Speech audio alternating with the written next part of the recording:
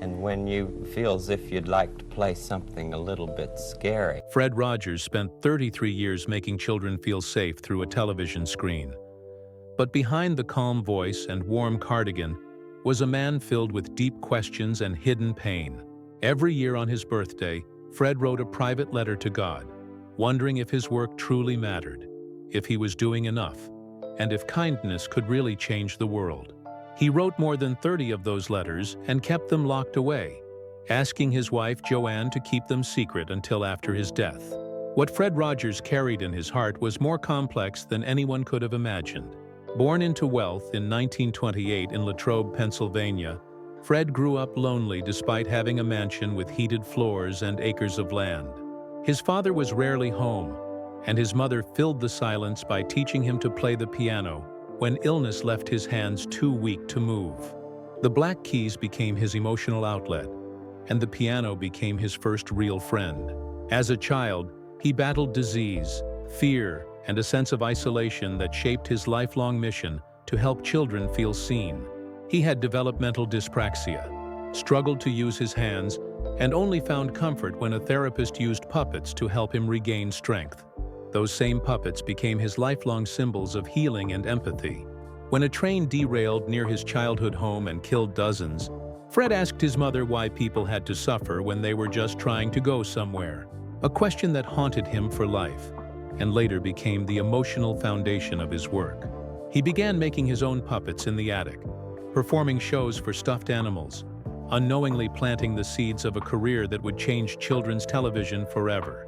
Through adolescence, he was bullied for his soft voice, mocked for his piano playing, and pushed by his father to become something he wasn't. When he refused, his father sent him to work at a steel plant where his hands blistered so badly he couldn't play piano for weeks. But instead of breaking him, it strengthened his will to create his own path. As a teen, he struggled with guilt, anger, and loneliness, even admitting that as a child he once wished his baby brother would disappear just so he could feel loved again. That guilt became his lifelong reason to make every child feel special, no matter who they were. In college, Fred studied music and learned to overcome his stutter by practicing underwater.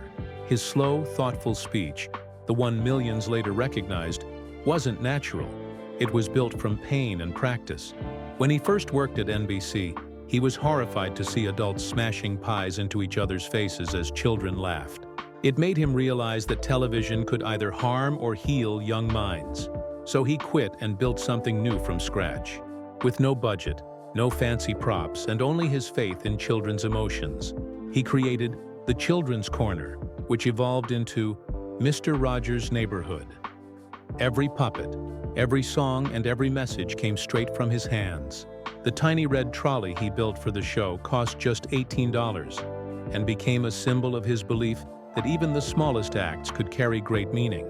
Fred poured everything into his work, sometimes to the point of collapse. And yet, every mistake or moment of anger became a lesson he would later teach on screen. He didn't hide his emotions. He turned them into empathy. When tragedy struck, or when children wrote to him in pain, Fred cried with them and answered every letter by hand.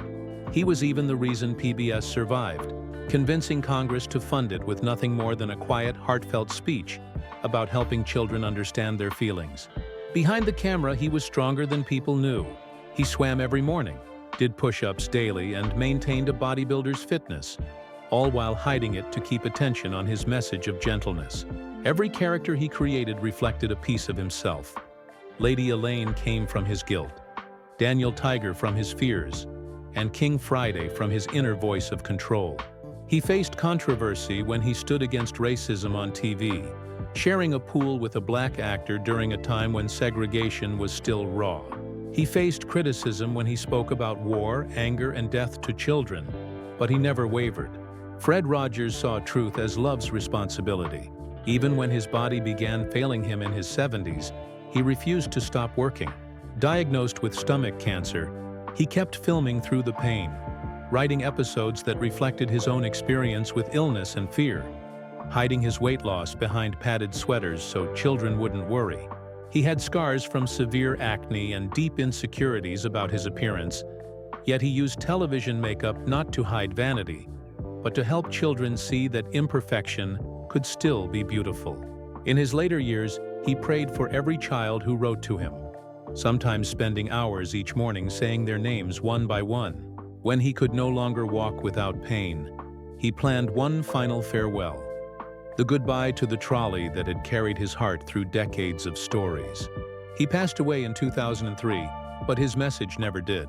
His red cardigan, now resting in a museum, weighs exactly 2.7 pounds, a weight he said represented the emotional bond between him and every child he ever reached. Even after his death, his wife revealed those private letters to God, filled with doubt, humility, and endless love. He had questioned his worth, yet his legacy now touches millions. His son carried on his mission with Daniel Tiger's Neighborhood, a show that still helps children today understand emotions, anxiety, and kindness. Studies later proved that children who grew up watching Fred Rogers became more empathetic and emotionally resilient. His archives, filled with letters, puppets, and journals, continue to inspire generations. Fred once said, "The space between the screen and the child is sacred," and decades later, that space still feels alive. His life was proof that gentleness can be powerful, kindness can be revolutionary, and one person's quiet compassion can echo across generations. So if you were ever touched by Mr. Rogers' words, if you still remember the way he made the world feel safe, then honor him now by spreading the same love he gave so freely. Subscribe to Hollywood Bulletin and press the bell icon so you never miss stories that remind us how even the softest voices can change the world.